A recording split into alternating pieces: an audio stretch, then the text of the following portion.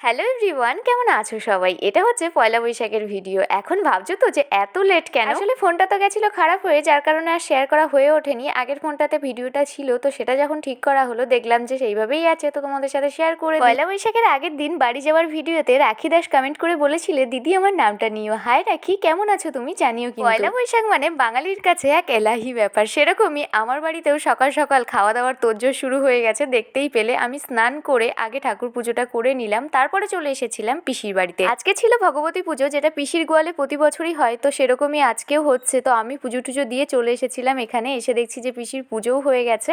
এখন আর কি প্রসাদ খাওয়ার পালা। যে এটা হচ্ছে সিন্নি প্রসাদ, আমার সব থেকে বেশি প্রিয়। বছরে 2-1 বার এটা খাওয়ার সৌভাগ্য আমার হয়। প্রসাদ খেয়ে বাড়িতে এসে এদিকে দেখছি বাবা আমার জন্য চিকেন কষা নিয়ে রেডি, ওদিকে মা একেবারে ভাত ভাত বেড়ে সুন্দর করে সাজিয়ে খেতে দিয়ে দিয়েছে। আমি কোন দিকে যাব? চিকেন মাটন দুটোই আমার দিকে তাকিয়ে আছে, বাট আমার পেটে জায়গাই নেই।